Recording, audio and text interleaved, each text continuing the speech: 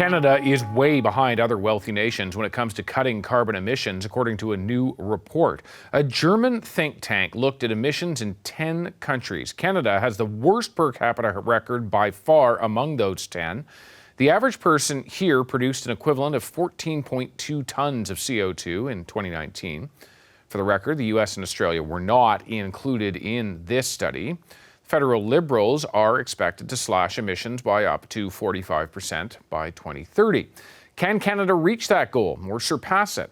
Louis Akenji is the lead author of that study and a managing director of Hot or Cool Institute, and he is in Berlin.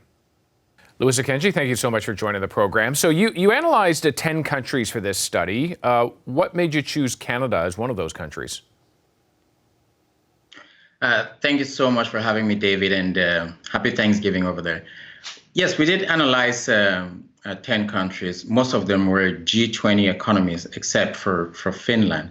And quite often when you analyze Canada together with the United States and other countries like Australia, Canada suddenly becomes just one other country. But we thought it would be very interesting to look at countries that also have leadership potential and analyze their footprints, which is why we chose Canada. Okay, and take me through what you found about Canada. All right, so what we did was look at the 10 countries you mentioned and try to understand the footprint per capita of persons living in this country. We looked at the remaining carbon budget as indicated by the IPCC, that's the UN International Panel on Climate Change, to understand how much, if we distribute the budget equitably, then it would go around the world and we still stay under 1.5 degrees Celsius as per the Paris Agreement. What we arrived at is that on average, a citizen consumes about 4.6 tons per person per year. And what we found is Canada consumes about 14.2 tons per person per year. Other high-income countries involved in the study, like Japan, were at about 8.1. The UK is at about 8.5, and Finland is just under 10 tons per person per year. So okay, Canada was... Yeah, I was just going to say Canada clearly an outlier in terms of these numbers. To what do you attribute that? Why are Canadians such massive outputters of carbon emissions per person?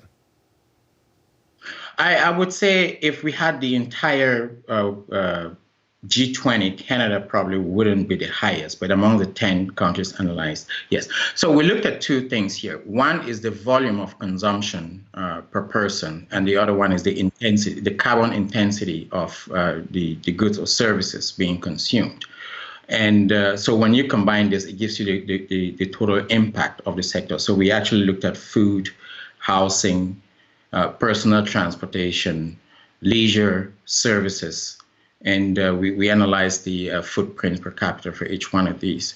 And these are especially important because if you address footprints for food, personal transportation, and housing, especially heating and cooling of housing, you've addressed already more than or just about 75% of footprints coming from household consumption. Now, I have to think here we are on the cusp of a Canadian winter, that the home heating costs have to contribute to that to a degree, that Canadians, compared to some other nations, would be heating and cooling their homes and therefore producing the carbon emissions that are associated with that. That is right. Part of it comes from the heating and the cooling especially. But when you look at housing in particular, it's a combination of the energy used for heating and cooling and cooking, as well as the sizes of the houses. So an average Canadian has a living space of about 58 square meters per person. And if you compare that to the UK, it would be about 39 square meters per person. That plus the fact that the winters in Canada are pretty cold makes it quite an impactful area. But you can also compare, perhaps it is easier to compare Canada to a country like Finland, right? Because Finland also has very cold winters. The difference here is that so much of the energy source that goes into heating and cooling of homes in Canada is primarily from non-renewable sources like natural gas. About 90% of grid electricity for being used in Canada is from hydropower. However, about 40% of this is from pumped hydro, and this is one of the most unsustainable sort of energy sources for unsustainable renewable energy sources. So on the other hand, if you look at Finland does district heating from renewable energy. So the intensity of hitting the homes is really much lower in Finland compared to Canada.